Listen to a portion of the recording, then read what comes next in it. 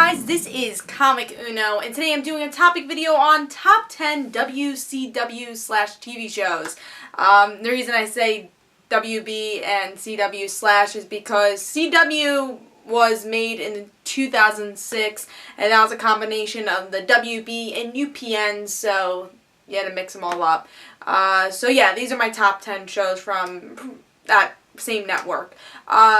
Also, if you guys have any recommendations for topic videos, just tell me in the comments below, and if I answer them, that means in a couple of weeks it'll either be on Comic Uno or Dark Avenger Inc. because I double dose my topic videos. Usually for Comic Uno, I have them every Thursday with my comic book reviews, and for Dark Avenger Inc. I have them every Sunday, so definitely go recommend. I will be going back to recommendations next week for also Dark Avenger Inc. and Comic Uno, so definitely go check that out when those go up. But let's talk about top 10 WB/CW shows. And I will have the clip of the show, though, you know what I'm talking about, and we'll have a link to that video, like a trailer of whatever show, or the theme song, maybe like jog your memory or something. I hope you like that whole video segment thing I've been doing. It takes a little more time to do it, but I think it's more fun to do the video stuff for these type topic videos. Alright, so since it is a top 10, I'll be doing 10, 9, until we get to 1. So number 10 of top WB/CW TV shows is Seventh Heaven. I've loved this show for a really long time. I used to watch it as a kid, and I guess I still watch it on occasion. It usually doesn't do many reruns, even though it was a very popular show at the time. And I think it's mostly popular because of how long it lasted and how many times it almost got canceled and then came back. I think it had like 11 seasons, but it's supposed to like be canceled at 8. The 11th season I don't think they needed, but it was a pretty good show all in all. Had good drama, but of course had the good family backgrounds. Some of the characters could get annoying. I think that's a complaint about Seventh Heaven, but I think the values really stick to the show, which really grounded the show. And my favorite character was Lucy and Kevin, both of them. I love them, so that's usually a story I usually follow. And then Tyler Hoechlin from Teen Wolf started on Seventh Heaven, so that's a fun fact. But yeah, it's a good show. It takes a long time to binge it all. I like the later seasons, or like the middle seasons, more than the beginning and later seasons. But I recommend it. That's number 10 on my list. Number 9 is a short-lived cult TV show, which is Reaper. I did watch this from the pilot episode. I remember I was really big on the CW, or I think, yeah, it was beginning to become the CW when Reaper did air. They actually, I think they were one of the starting TV shows when the CW started to air, because I remember it was on during Beauties and the Geeks. It was around that time, so that's kind of like the phase of going into the CW. But yeah, this is a very cult type TV show. There is still a following for it. It has reruns now on fear.net.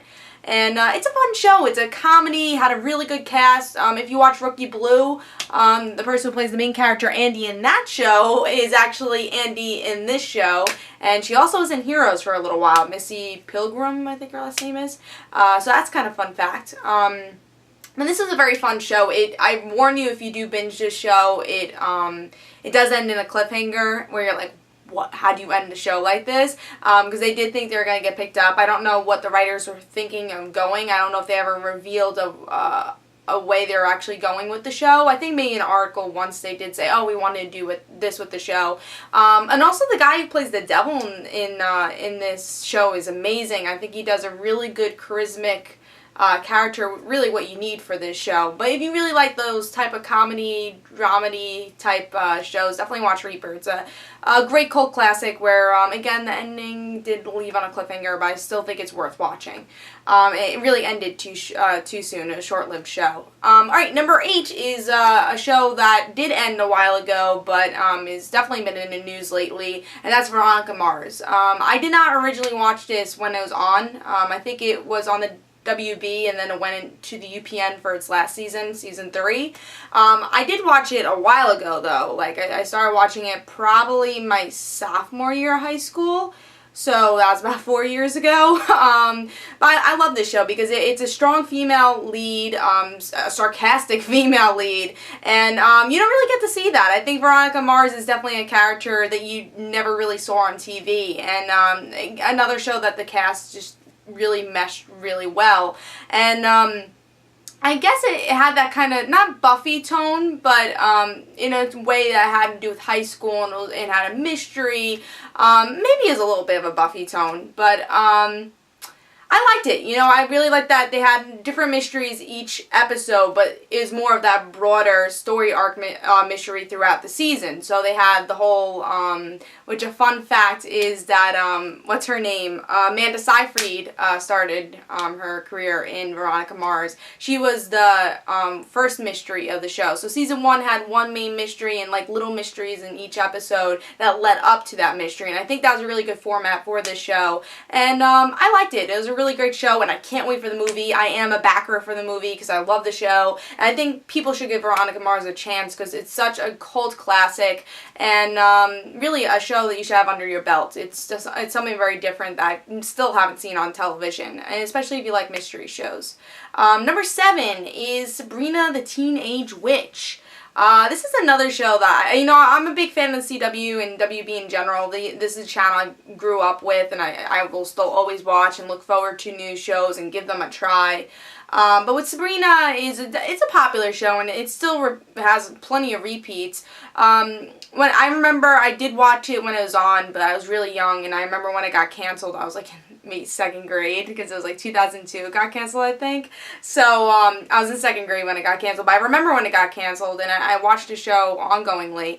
But it's a fun show, and I think that show definitely is a make it or break it. It could either do really bad because it's a comedy with supernatural powers, which usually doesn't work out that well, especially in nowadays. I feel like supernatural shows work better with drama, and you usually see that format. But I think Sabrina did a really great job of having comedy and powers, which, you know, the effects aren't really that bad either for a comedy, and I think that works also. That it's kind of cheap effects, but it kind of works for the show. And I think Melissa Joan Hart really gave the heart to that character, which made maybe why this show was so popular. I would hope we get to see a little bit more Sabrina in the future. Maybe not live action, but more of that character. I think the live action portrayal is probably my favorite. I don't really love the cartoon, and I've never really read the Archie stuff. But yeah, it's a really fun show. That's a show I tend to go back to and watch reruns of, especially the later seasons I really like. So watch Sabrina Teenage Witch. Number 6, recent show, I review it, Arrow. I feel like if maybe this show might be a little higher on my list as years go on, but the first season was a little shaky, you know, had a little shaky start, but I think had its own and felt, maybe found its footing towards the end of the season. I think the writers really enjoy this show as much as us, and they want to up their game, and you can see that in just the trailer of season 2 and the news that's coming out. I think Arrow is going to be one of those dark horse TV shows that everyone's going to really enjoy, and again, the first season had a shaky start, but I think it's going to really grow as seasons go on. I think season 2 is going to be really strong. Hopefully it'll be really strong. I'm looking forward to it, even though some of my reviews for Arrow, you know, were a little bit on the negative side, but I still love the show and had a lot of potential. And I think the actors are going to really grow into the show, and a lot of things are going to happen with the show, like Flash is coming, Black Canary, Amanda Waller, a lot of great things happening with season 2, and that's just season 2. How about like 5 years from now, or let's say season 5. Usually CW loves to make their shows last a long time, so I'm sure it will last until season 5. But yeah, and just see how that show really grows. So Arrow is number 6. Alright, number 5 is, yeah, Buffy. Now that's a little surprising because I feel like Buffy would be on like number 1 for everyone's list. I think it's a brilliant show, and Joss Whedon does a great job on the show. Obviously, he's one of the best writers and best heads of television and best directors, in my opinion. And I think he made Buffy its own, you know, a show that should have been really generic and got canceled in season 1, and a movie that just didn't do that well. It really grew into a great show and used the genre in a great way that television usually doesn't use. And then there's really rememberable episodes like One More Time with Feeling, Hush, The Body, which I think The Body is one of the most, probably one of the best crafted episodes I've ever seen on TV.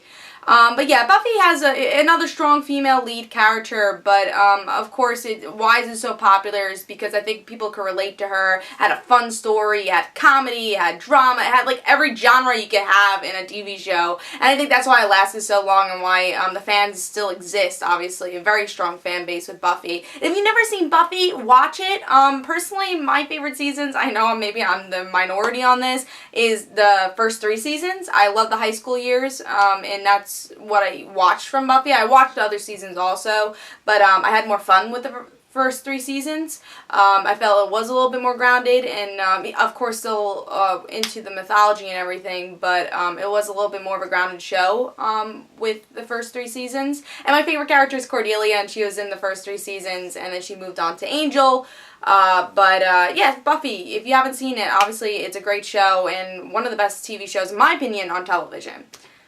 Number 4 is one of my favorite TV shows of all time, and again, this is just my opinion. It doesn't mean this is the best show in the world, but I feel, I have a connection to the show, and I've only met 2 people that actually know the show, and that's Roswell, and this is actually Katherine Heigl's start in television, and also if you watch Revenge, Nick Wester's start, who played Jack in Revenge, and plays, why can't I think of his name right now? I can't think of his name in the show, in Roswell, but he played the boyfriend of Liz in season 1, and then he became a little bit more into the alien stuff. I can't think of his name. I know the actor's name, but I can't think of the name in the show. But whatever, there's a lot of great actors are in this show that you were like, oh, wow, they were in this alien show in 2001? Or no, it was 1999? I didn't know that.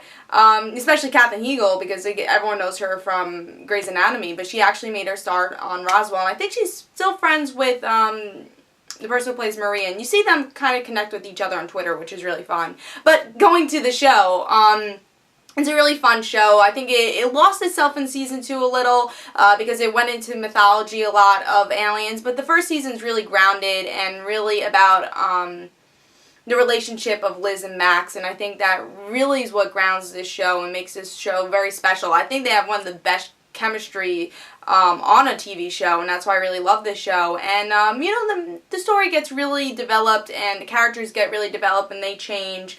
It's a very interesting story. I really like Roswell. Again, season 2 is a little on the mixed side.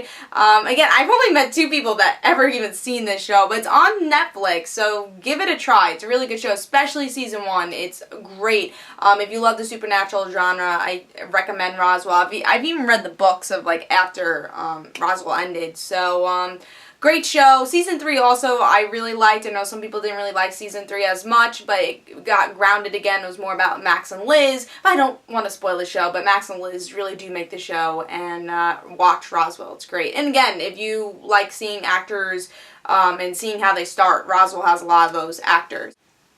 Alright, number 3, you guys are going to be really surprised by this, because Buffy was number 5, so you guys are going to be like, why is this number 3? Because I'm the minority on this one.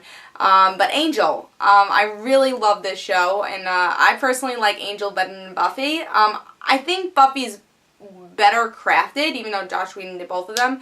I think it's a better crafted show, and if you are taking a cultural history of TV or whatever, a class on television, and you have to look at different TV shows. Obviously, Buffy's gonna be used more than Angel. I think it had more standout episodes, but I like the cast of Angel, and I feel like Angel was so two-dimensional in Buffy. He wasn't funny. He wasn't David Boreanaz. David Boreanaz didn't really put himself into the character as much as he did in Angel. I feel that he was more himself as Angel in Angel. It was a little bit more comedic, but still had that Angel, I guess, attitude to him, He was still kind of reserved, but he had friends, he was less lonely. I thought he was a much better character in Angel than he was in Buffy. I thought he was less kind of annoying in Angel. And maybe because of the romance with Buffy, I'm not a big fan of Buffy and Angel together, but yeah, I think Angel did a better job in Angel. And of course I love their Scooby Gang, which was great, and kind of the premise of it, them in LA, getting money to help people. You know, Cordelia again is one of my favorite characters of all time, so seeing her really develop in that show was great. And then we have the guy from Roseanne in this show, who played Doyle. We had, who else did we have? We had Fred, we have the guy who might play, who's going to be in Agents of S.H.I.E.L.D., Gunn. So there's a lot of Wesley's in this, so I thought it was a really good roster with Angel, and I just had a lot of fun with it, and I tended to like maybe the stories more. I don't know, but I liked Angel better. When I watched Buffy, I watched the first 3 seasons and went to Angel. I think there was definitely that cross where, that crossroad where people either really liked Angel or really, really liked Buffy, and like, oh, I watch Angel sometimes. But for me, I'm a more of an Angel fan. And again, I think I'm the minority with that one, but I love Angel. It's one of my favorite TV shows. Alright, number 2, and this is really hard because all of these shows are kind of my top of like all time. But number 2 has to be Smallville. Yeah, I obviously love this show. Right there. You know, it's what really brought me into comic books also, not just, you know, other things brought me into comic books too, but this show really delved me into the Superman mythology. And I grew up with this show. You know, the characters really grew, and there's a lot of development through all the characters. Obviously, Superman, Clark, really, the whole show is about his journey of becoming Superman. I think that's such a unique show, and you wouldn't think in this day and age that you could make a CW show about Superman. You would think that'd be like, oh my god, that has to be like the biggest show, has to be prime time, has to be on ABC or NBC, one of those big channels, but it worked on the CW, especially probably because it wasn't really a Superman show and it had less of a budget, and I think it worked because it was the journey of Clark and adding all these different characters, and I think they added the characters very well, like Lois in season 4. We have different characters like Doomsday, Zod, Lex Luthor, and I think the way they developed those characters made it into their own Smallville universe, and not just make it, oh, this is a Superman copy, I could just read the comics, but really it made it into its own universe and own show. So I could talk about Smallville forever, but obviously that's one of my favorite shows. So that's number 2. Number 1 is, you guys are not going to agree on this, but Vampire Diaries. Yeah, you guys know I'm a big Vampire Diaries fan. I tend not to talk about it on my channel that much, because I don't really like reviewing it. That's one of the shows I kind of want to just watch and be like, alright, you know, I don't want to actually think about it and rush to do a review right after, so that's a show where I tend to just enjoy. You know, like every CW show, I would say there's bumpy seasons. There's seasons that don't work, and I think season 4 for Vampire Diaries was one of the weaker seasons. But if you really look back at Vampire Diaries, season 2 and season 3 were great. And then season 1 is like one of those, like, it takes a little while to get into the show, I think, with season 1. But once you get to season 2 and season 3, the show really surprises you, and you're like, oh, this is a CW show? Wow. And there's a lot of twists and turns, and if you like that mythology, I definitely recommend it. One thing you might be a little annoyed by is the love triangle. There's a lot of love triangles going on, and they, especially in season 4, I think, and season 3 a little, they tended to focus on the love triangle more than the characters, and sometimes with the supporting characters, they tend to push them to the side after they develop them. Like, Caroline's my favorite character on the show, and in season 4 she was totally pushed to the side, even though she was really well developed, and I think that's one thing that Vampire Diaries does have to fix. But honestly, it's a great show. You know, I think every show has its bumps in the road, and I think season 5 is going to go back to, hopefully, what made the show great. Maybe it is the love triangle that makes the show great, but also that grounded element of friendship and family, and I guess building their own family. And there's a lot of supernatural creatures you can enjoy. I don't think there's an overabundance, though. They do have werewolves, but it's not Twilight, in my opinion. So definitely watch it. It's my favorite, one of my favorite shows. You know, there's some bumpy seasons there, but I love it, and I think hopefully it does a really good job and lasts a long time. Hopefully the originals does really good, because those are characters that are introduced that I think the whole fan base really fell in love with, especially Klaus. Yeah, so I hope you guys enjoyed this. I know it was a little bit of a longer video, but I I love the CW and WB. I know some people don't, but I love that genre. I think it respects its fans. You can see that it usually gets like 4 million views, and that's actually a lot for them, so they're able to respect their fans more, and able to listen to their fans more, and I think that's kind of cool that the WB does that, and that they're a lower prime time type TV channel. But I hope you guys enjoyed. This is Comic Uno, and guys, don't forget to follow me on Twitter for Comic Uno and the rant situations, and I'll see you guys later. And don't forget to like me on Facebook. Bye, guys.